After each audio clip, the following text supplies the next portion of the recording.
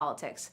We have a guest we've had here in studio before. I want to welcome around the corner Keith Oliveira, the Executive Director of the Rhode Island League of Charter Schools. See you again. Thanks for coming in today, here to the studio. I appreciate it. A lot going on in the charter school world. Kind of wanted you to come in, have a conversation, break it down for folks. We did see what, coming from the Rhode Island Department of Education, finding out that Beacon Charter School in Woonsocket was using a different admission criteria than agreed upon by RIDE and the charter school. So talk with us about when you first learned of this and sort of the events that transpired since then. As folks might probably have a lot of questions about how did this happen and now what happens moving forward. Well, it came up and I learned about it as part of the Beacon Charter School's renewal process. Every charter school has a charter that's authorized by the Department of Education, the Council of Education, and every 5 years, or depending on the term of their charter, you had to go through a renewal process in order to get your charter renewed. And as part of the Beacon Charter School's renewal process this year, the Department of Education, they did a deep dive into the operations of the school and found that their admissions policy was flawed.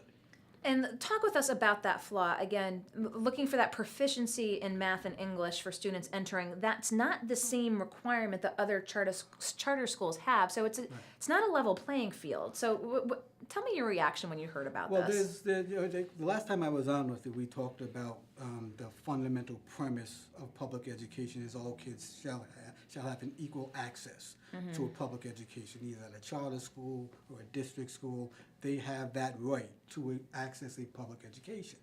And then so there is, along those lines, a very foundational premise or principle within charter schooling is that kids that enroll into a charter school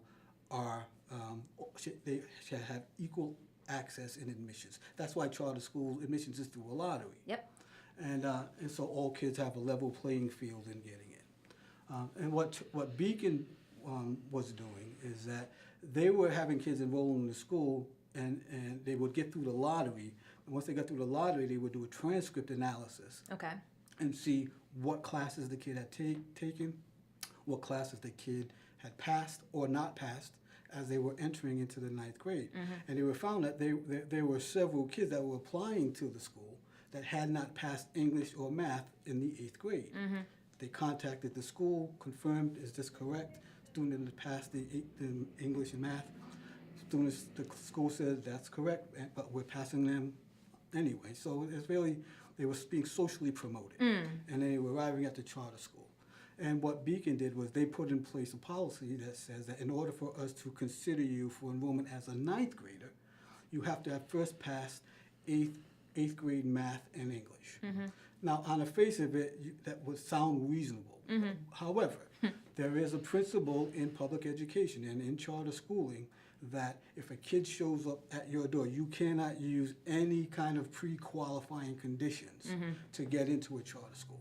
That's where their policy became flawed.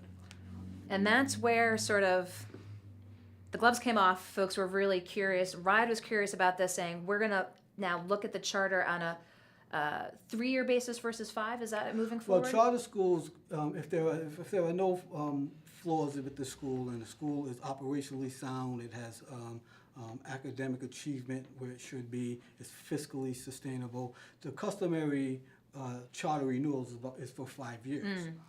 But because of this flaw in Beacon's enrollment and admissions policy, the Commissioner of Education is recommending a 3-year charter renewal because of that flaw in their admissions policy. Is that a hindrance to the schools? I mean, it must be a process to, again, provide everything that RIDE is looking at when it goes through the renewal process. Is that, talk with us about what you've heard from Beacon in reaction. I mean, I know they probably said it's too harsh, but for a school to go through a renewal process, it's an intensive process, is it not? You would not self-opt to do a 3-year renewal process. Well, you no, would look at a 5. RIDE has a very rigorous process. To be a charter school, you go through a gauntlet of review to either get a charter or get your charter renewed. And there are 3 things that they primarily look at. We talked about the academic achievement levels of the school. They look at the fiscal stability, and so they look at your audits, and they look at your fiscal records and make sure that you are fiscally in good standing. And then they look at sort of the operational issues. Would this fall under operational? This fell under the operational. So what are your operational practices? And this was born out as part of that operational review. And so RIDE does a very rigorous deep dive into the operations of the charter schools, and that's why when you have practices like this, it will be. It will come up. It will come up, and it will be addressed. So, and RIDE is using this 3-year. They are recommending this 3-year alternate because the council has yet to vote on it, but they are recommending to the council a 3-year renewal just as an accountability measure of this policy. So they're really the arbiters, again, of the charters moving forward, but you're the head of a league, of a group of schools that are kind of grouped together by that common mission of being public charters, the mom and pops, if you will. Talk with us about both conversations you've had with Beacon since this has come up. I mean, what were the conversations? Did they have any inkling that this, might be an issue when they were coming up for renewal? Well, it had come out during the review process that the board of Beacon Charter School, before they adopted the policy, was in their board minutes that they had an inclination that this might not be approved. They knew. Wouldn't be approved by RIDE and they probably should have consulted with RIDE before. And that's in meeting minutes well prior to this. They should have consulted with RIDE prior to adopting the policy. RIDE would have told them no, that wouldn't be permissible. So they should have done that. And now, having said all of this, I mean, Beacon Charter School is still an exceptional school. It consistently ranks among the best high schools in the state. It serves northern Rhode Island, and it's an exceptional school. They had this flawed policy. The question then becomes, is a 3-year renewal commensurate with the nature of the offense? Well, talk with us again. When did this policy go in place that they were making sure that they were getting students who had passed math and English? How far back does this go? It goes back a couple of years, about 3 years. It was in place for 3 years. It was changed, I believe, about 2 years ago. And so within that 3-year period, there was, I think, about 15 students that were negatively impacted by the policy. So you talk about that. Again, these are schools, again, that students are opting out of the regular publics to pursue an opportunity at a public charter, and we know the lottery is overwhelming and the wait list is long. But you talk about, again, an exceptional school, but did they not cream students from the crop? Were they not dealing with a set of students that another school might have had to use more resources to bring up to speed in those 9th and 10th grades because they hadn't passed math and English at that 8th grade level? Well, I don't use the term that they creamed. I think their policy was flawed. Okay. And it did not meet that core fundamental principle that you take all kids. I think the motivation behind the policy was we want to enroll kids that we're not setting them up to fail. Okay. Okay, that was the rationale behind their policy. We can't admit a kid into the 9th grade if they don't have the foundational skills to succeed, coming into this. But wouldn't any other charter school have that same We feeling? We want to make sure we've got the kids with the foundation to succeed at our school. That's absolutely correct. And all charter schools, they take all kids, and that's where Beacon, they fell short on that. Because all charter schools take in all kids with varying degrees of ability and preparedness, and many kids that enroll in charter schools are underprepared. And it is up to the school, as a public school, to do whatever it takes, meeting the kid where the kid is at, to remediate those deficits, get them to where they need to be. That is the purpose of any public school. And like I said, Beacon Charter School, their policy fell a little bit short of that. So do you think, again, this bringing to light now that it's happened, Obviously, that policy cannot stand in place. The policy has already been changed. The Yeah. policy was changed a couple of years ago. Do you think that it's good that now that the charter's moving forward again, it shows the general public the level of rigor that the state will conduct when it looks at a review of a charter school, that again, they're going through the process that holds them to that highest standard? Is there a silver lining in this? Well, I think there is, because again, the last thing charter schools want to be accused of is creaming its students, because then when you look at their performance outcomes compared to other schools, it cannot be said that, well, they're doing well only because you're taking the best kids. Charter schools don't want to be in that position, and that's why as a league of charter schools, we want to come out very fervently and say, listen, we stand by that principle that we take all kids. So now this process, so there is a silver lining, because it demonstrates that this is not a common practice.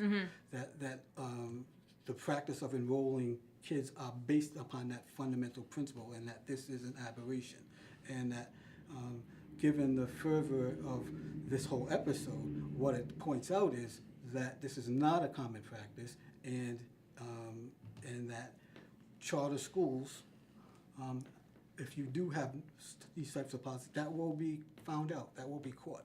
And charter schools, first of all, wouldn't want to be put in that position, nor would they want to deny kids access to what is their right to a public education. And isn't one of the things with charter schools, when we look at those test scores and people want to, again, make apples to apples with traditional public schools, again, students who choose public charter schools, again, a regular public school might not be a good fit, and they might be struggling academically and need another sense of academic and educational environment in which to succeed. A lot of kids, when they come from one school to a charter school, have a lot of needs that it takes time to reflect. Do you get a sense that people think that there's an automatic overnight, they're going to go to a charter school and then, get the highest of grades and the highest of test scores? It takes time and resources. Sure, because, all kids are different. And all kids come to the classroom at different levels. And it's up to the school to find out where that kid is at and what it's going to take to move the needle on that kid's academic performance. And that's why the concept or the principle of open enrollment, all kids have equal access, because all kids deserve that right. They all deserve that opportunity, because a kid who was struggling at a district school comes to a charter school, coming to that charter school might be beneficial for that kid, and they might perform at a higher level given that environment. And all kids are different, and all kids deserve that opportunity, and that's what we stand for as charter schools. And last year, record levels of waiting list numbers for kids looking to Well, like I said, have a last place. time I was on the show, we had 15,000 applications for 1,400 seats, and so parents see charter schools as a real opportunity for their students. So here we are, it's November of 17, the General Assembly will be back in January. Very So soon. looking at funding and looking at, I'm sure, seats when you're back in, because that's another hat that you wear, and not just coming on and doing some PR when things happen. Looking at 18. Is it just keeping an eye on what comes out from the governor and the budget, and obviously the budget from the House? Yeah, well, we keep an eye on the budget and look and see what's going to be in the budget in terms of funding form and what have you. But we're also looking at sort of the legislative policy initiatives that will be introduced. And we will be introducing some of our own pieces of legislation that is part of our legislative agenda. But yeah, so it's monitoring the bills that are introduced that would either harm or help charter schools. It's monitoring the budget process to make sure that charter schools are being funded through the funding formula in a fair way. So there's monitoring that. So that's what we're getting. And we'll probably have you back in here, I can only imagine, talking about what's on the legislative agenda next year. Absolutely. I enjoy being back with you. Well, I appreciate it. Again, it gives folks the opportunity, again, that, back and forth, that we can really let them know what took place. You probably have seen headlines, have some questions. I appreciate your coming to really walk through it so folks have a sense of what took place. And we'll continue to monitor the situation and continue to talk with Keith Oliveira, the Executive Director of the Rhode Island League of Charter Schools. Keith, thank you for coming back in. Thank you. Okay, I'll leave you around the corner.